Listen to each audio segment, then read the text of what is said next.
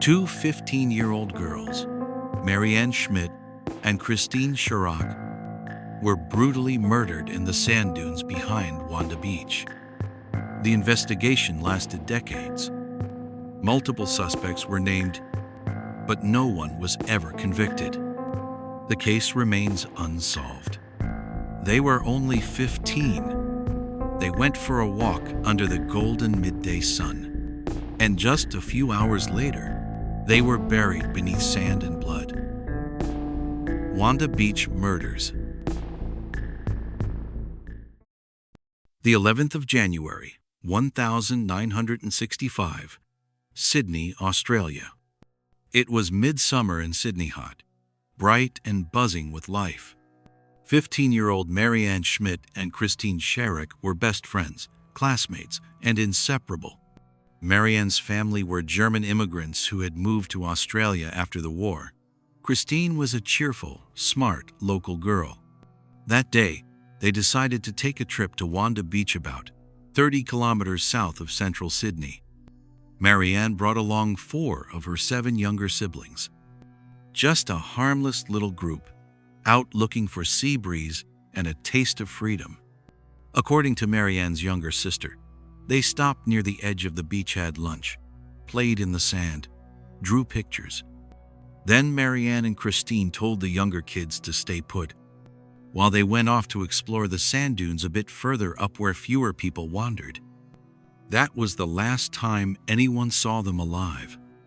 As the sun began to set and the girls hadn't come back, the siblings got worried. They rushed home and told the adults. Police were called, but it was summer, and missing kids weren't exactly rare. No one treated it like an emergency. It wasn't until the next morning that a man walking along the dunes saw something, a set of dragged footprints in the sand.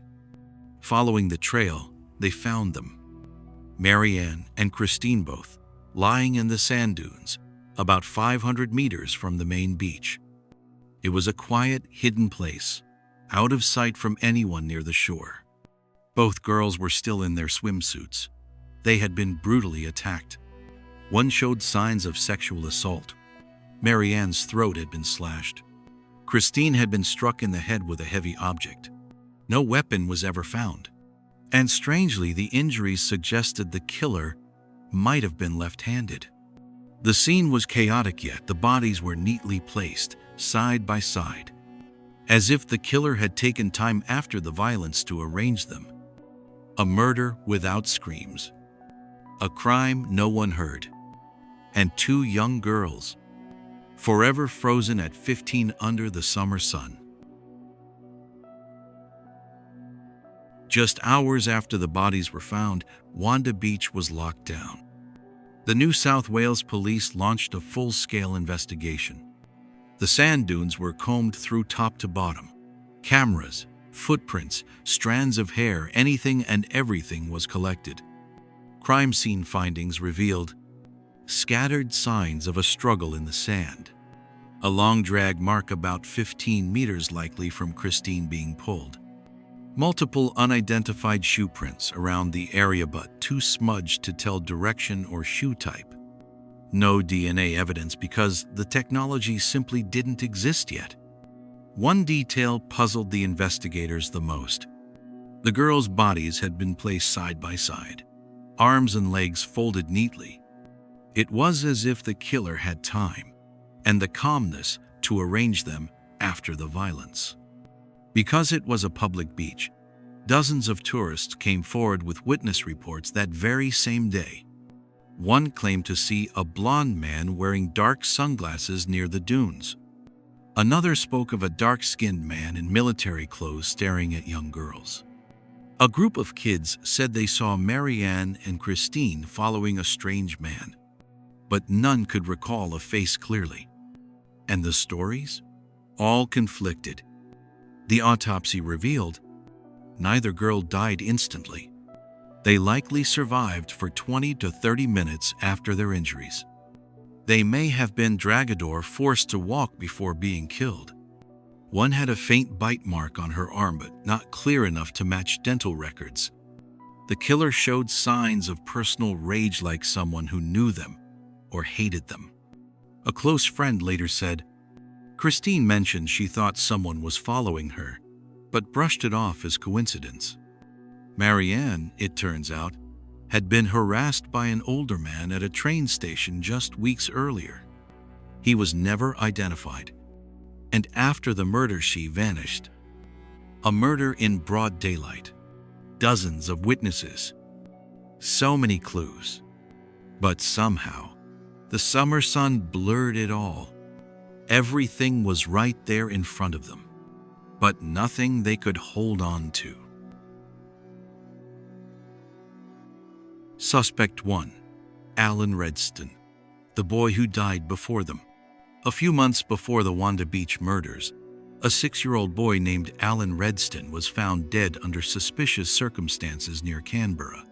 He had been strangled with a belt, his body stuffed into a cloth bag. The killer was never caught.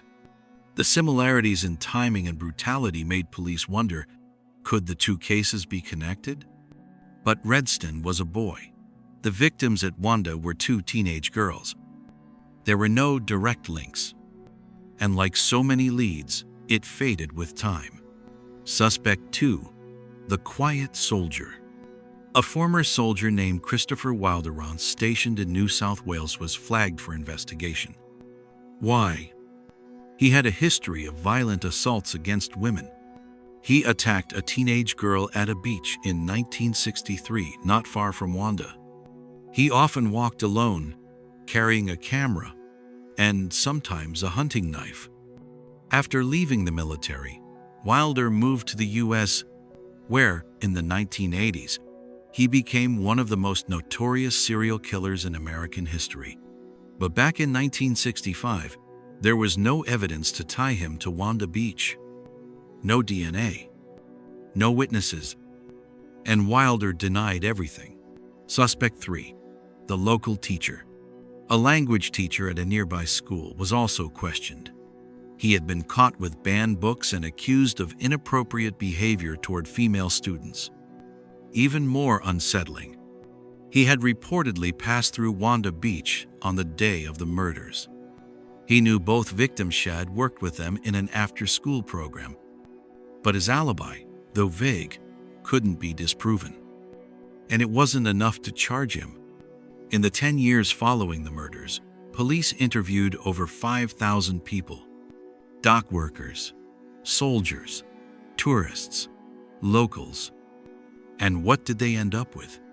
A few strange footprints in the sand. A single unidentified hair. Conflicting witness accounts.